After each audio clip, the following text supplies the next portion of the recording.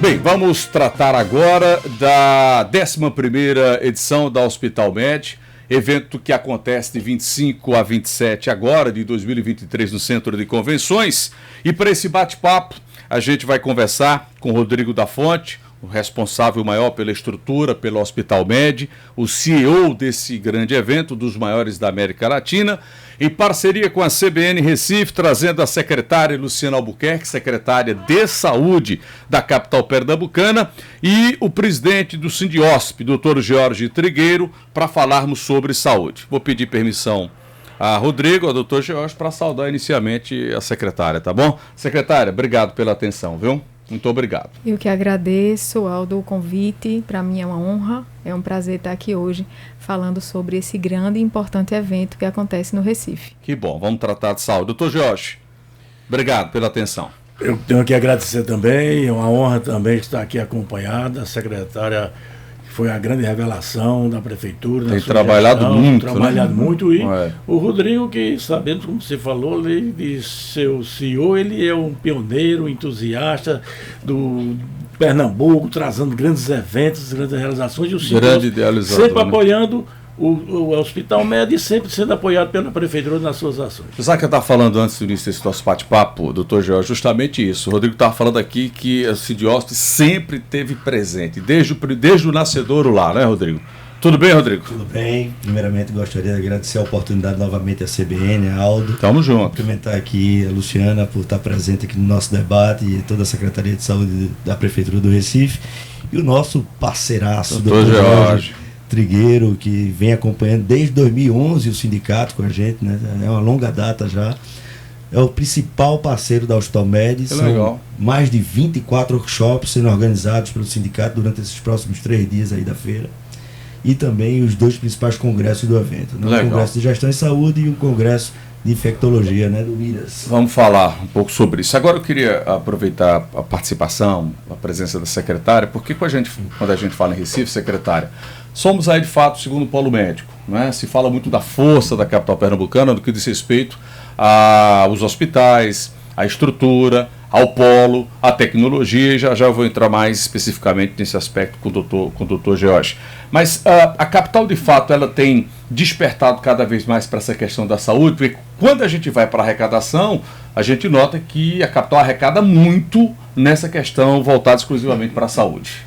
É isso, Aldo, é muito interessante quando a gente analisa, né, o percentual da receita, né, de quanto o Recife investe em saúde, né, a gente tem que investir, por lei, 15%, né, da receita do município, e hoje a gente tem investido em torno de 21%, 22%. E quando você olha para esse recurso, você ainda tem que olhar para todos os desafios que a saúde tem e diz assim, o que é que eu vou priorizar, né? É muito recurso, né? Recife hoje investe na saúde 1,2 bi por ano. É muito recurso e a gente ainda precisa priorizar. Então, a gente diz que um dos principais desafios da saúde hoje, da saúde pública, é o subfinanciamento do SUS. É uma tabela que está super defasada. Eu estava conversando com o doutor George. Quantos anos já, hein, doutor George, tem essa defasagem do SUS? A tabela SUS, a última é 2007, se não me engano. Então, é muito tempo. Né? E a gente vê que na área da saúde, anualmente, a gente tem uma inflação de 30%. De 25% a 30%. Então, a conta não bate, a conta não fecha, né? Se o município não entra com seus recursos próprios, com recursos do Tesouro, a gente não consegue dar conta minimamente, né, do que tem que dar na saúde. Então, esse é um grande desafio da saúde, mas a gente está na Secretaria de Saúde do Recife, né, da Prefeitura do Recife, atento a isso. Quando a gente chega, e aí o Dr. George abraçou a causa. Eu não sou médica de formação, sou cirurgiã dentista, mas eu lembro da primeira visita que eu fiz a Dr. George lá no Sindiosp, e ele disse, Luciana, pode contar com o meu apoio, conte com a nossa ajuda, o que a gente puder ajudar. A gente chega, ainda numa pandemia, né, em 21, com uma fila de vários procedimentos ainda maior, né, tudo represado pela pandemia. A gente viveu um período onde várias consultas, exames deixaram de ser realizados, e a gente se depara com uma fila enorme, tendo que dar conta dessa fila. E aí eu fui lá pedir ajuda de Dr. George e hoje a gente tem feito um mutirão que depois eu posso detalhar mais aqui. Lógico. Olha, doutor George, a doutora Luciana citou, não, porque eu não sou médica, eu não sou da área, mas vamos lembrar, e aí o senhor vai lembrar disso, que pelo menos a história diz que um dos melhores ministros da saúde que o país teve foi José Serra, que é economista. Então, essa coisa é gestão, não é, doutor George? Na verdade, a saúde não é fácil, né? Nós estamos nessa área há mais de 40 anos. Já há algum tempo, né, doutor George?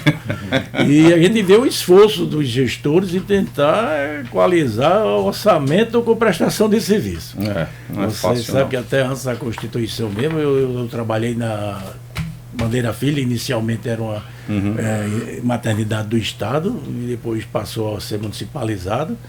E já naquele tempo já existia a separação das pessoas indigentes que não tinham plano de saúde das pessoas que eram atendidas pelas caixas assistenciais dos institutos, né? O tipo Instituto do Caixa de Motoristas, rodoviários, comerciários, industriários, canavieiros. Então era uma coisa separada. Quando foi feito a Constituição Cidadã, comemorando também agora 35 Exatamente, anos, coincidentemente com a fundação do sindicato. Bem lembrado. A Constituição Cidadã, saúde é um direito de todos, um dever do Estado, mas ninguém dizia como é que o Estado ia fazer o financiamento disso. Então, muita gente diz, não, o problema da saúde não é o dinheiro, é gestão realmente, mas sem dinheiro ninguém faz gestão. É tanto que a gente vê algumas organizações sociais prestando serviço para o SUS com uma certa efetividade.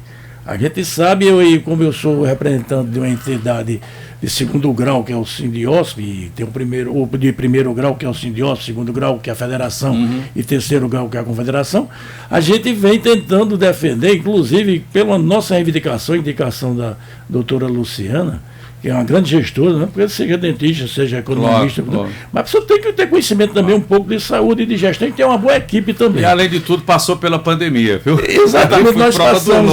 Então a gente vem fazendo essa proposta de fazer uma parceria público-privada. Como ela disse que nos procurou, nós nos colocamos à disposição, porque na própria pandemia, o sindicato, junto com seus associados, ofereceram ao Estado, na ocasião, o doutor André Longa, que eu também faço uma certa referência, não só porque ser conterrâneo lá. Não, mas porque as pessoas passam e às vezes as outras nós conseguimos 400 leitos para o SUS, fundamental. Inclusive 200 leitos de UTI.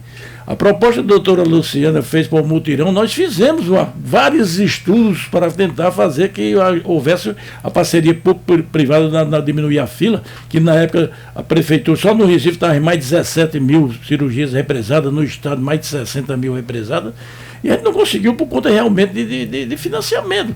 Mesmo a troca que a gente ofereceu, você falou, o Polo Médico é um dos maiores contribuintes da cidade do Recife. Nós pagávamos 5% de ISS, conseguimos numa gestão anterior para reduzir para 4%. Nós oferecemos de trocar isso em passivo de pessoas que tinham dívida ativa junto à prefeitura, ou trocar na prestação de serviço, diminuindo para 2%, até 2%. Não conseguiu, porque realmente, se constitucionalmente ela está dando, era para dar 15, já está em 21, se o ISS for diminuir 2%, ela não vai chegar nem cumprir a Constituição. Isso é a verdade, é a realidade. Então você tem que se reestudar essa maneira de se pactuar. Nós sofremos com a pandemia. Nós, não, o segundo polo médico do Brasil. Mas nós temos aqui na cidade do Recife, no interior, hospitais fechando leitos. Sim. Hospitais menores fechando. Agora temos esperança de crescimento do polo, temos aí um grande evento que vai ser construído aí, um grande hospital, mas não vai funcionar inicialmente na sua totalidade não, porque é alto custo. Nós temos um hospital de uma grande operadora verticalizada que está parado. Parou desde o começo do ano. Nós temos outra operadora verticalizada que fechou um hospital. Não é fácil a manutenção. Exatamente, da estrutura, a crise da pandemia, nós estamos ainda sofrendo as consequências. A retomada de cirurgias eletivas, a retomada das operadoras de liberar essas cirurgias represadas não está sendo fácil. Não. E outra, assim, vamos combinar que não está, foi agora, né? Praticamente agora. A gente ainda está saindo desse processo, né? Rodrigo, só o doutor George tocou nessa questão de números, e eu tenho números aqui. Para quem está ouvinte, para o internauta, para o telespectador que está acompanhando a gente aqui, os números são da Secretaria de Finanças do Recife. Então, para você ter ideia, quase 5 bilhões de reais, de acordo com a Secretaria de Finanças, nos 7 primeiros meses foi o faturamento desse setor. E houve um aumento no faturamento anual, que equivale a quase 3 bilhões. Isso quando você compara janeiro a julho desse ano com janeiro a julho do ano passado. Então, são números gigantes, não é Rodrigo?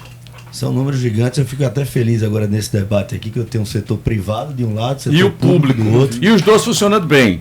E que isso é uma proposta inicial da própria Hospital Médico como feira, né? A gente conectar os dois lados e interagir melhor. Acho que o Dr. Jorge colocou muito bem, que ele sempre vem colocando, junto com a Prefeitura do Recife, com o Estado de Pernambuco, sobre essa possibilidade de uma parceria público-privada. E esse conjunto, a Hospital Med, ela proporciona isso, né? Esse encontro. E eu fico muito feliz de estar acontecendo no nosso estado, ser a liderança de Pernambuco, né? Um evento que já está há 11 anos, uma feira realmente consolidada, são vários eventos paralelos acontecendo simultaneamente. E quando você fala no faturamento desse, a gente espera que ele aumente de fato, né, que a gente possa gerar grandes negócios durante a feira. Esse é o objetivo principal da Hospital Médico como feira de negócios. Perfeito. Então eu fico feliz com o resultado até o momento. Positivo, né? Agora, isso que o doutor George cita de números, secretário, que Rodrigo traz dessa junção do público e do privado. Claro que as dificuldades do privado são enormes. O doutor George decorreu aqui tudo isso. Mas quando a gente vai para o público, aí a dificuldade é maior? A burocracia termina emperrando muita coisa, secretária? A gente não pode negar, né, que como a gente trata de recurso público, né, a gente tem que andar na linha, né, tem que passar por todos os processos burocráticos, mas tem como fazer. Demora mais um pouquinho do que é no privado, mas existe saída, uma boa gestão resolve, mas não é só gestão, né? Quando a gente olha para o SUS, é um sistema que se propõe a ser universal. Gestão e dinheiro, que é o melhor sistema, sem dúvida. É o melhor sistema de saúde, de inclusão do mundo, isso aí não tem dúvida. Mas quando ele se propõe a ser universal, a ser integral, a gente precisa, sim, de recurso. Precisa fazer a gestão do recurso que tem, priorizando, né? Mas, sem dúvida, o SUS precisa de um aporte maior de recurso, e o maior exemplo disso é a tabela SUS, né? Nesse exemplo do mutirão, Recife se depara com os principais procedimentos em fila. Foram 130 mil procedimentos, a gente se propôs em fazer no mutirão, com um orçamento de 51 milhões de reais.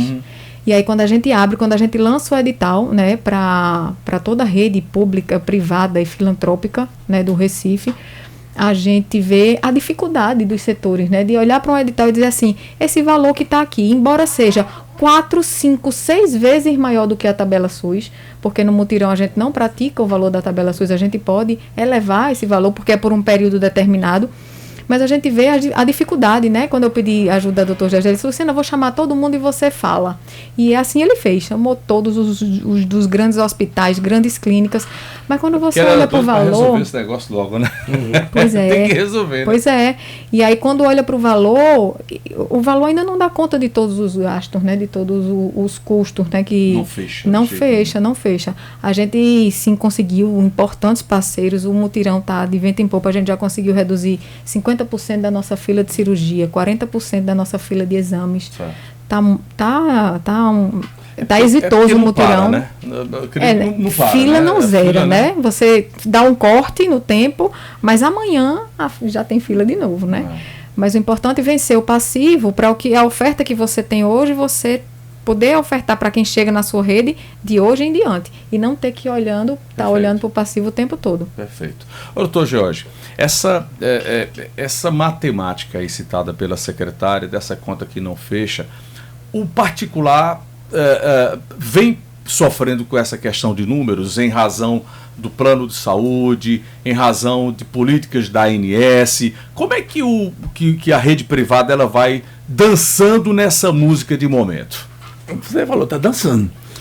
Porque vai dançar mais, com a música, vai né? dançar mais ainda. Nós realizamos o nosso congresso da FENAES, aqui os 40 anos da FENAES, o 10º congresso, a primeira vez realizado aqui em Pernambuco, foi agora realizado no início de final de agosto, discutindo exatamente a sobrevivência e a realidade do sistema privado. Você tem uma ideia, as empresas operadoras não tem quem faça essa regulação de prestador e operador. Ela regula o usuário e é operadora. O presidente da ANS esteve aqui conosco. O deputado federal, Pedro Westphalen, que é o presidente da frente parlamentar do Congresso, esteve aqui conosco. Então, eles que têm um contrato, que tem que ter um reajuste, pelo menos de um IPCA anualmente, se você tem um IPCA de 7, eles estão pedindo deságio. e inclusive com ameaça até de descredenciamento. Nós vamos discutir isso. Não.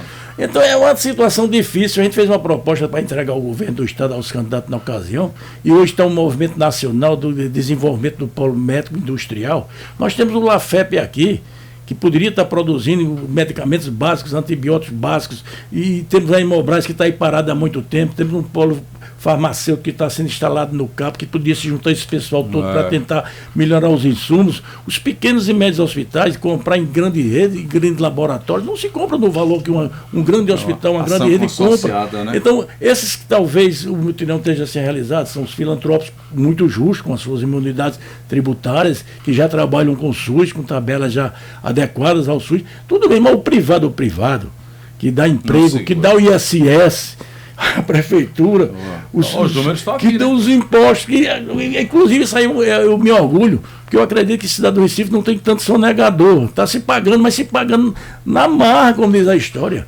porque na verdade é difícil. A gente tem essa preocupação do público privado, eu sempre falo isso. Agora mesmo no Hospital Médico, nós vamos realizar o nosso 10º congresso, é tecnologia da informação, inteligência artificial. Nós convidamos a academia para vir discutir esse assunto, porque o HC aqui, junto com a rede de dados nacional, já tem prontuário de mais de 1 milhão no SUS, prontuário eletrônico.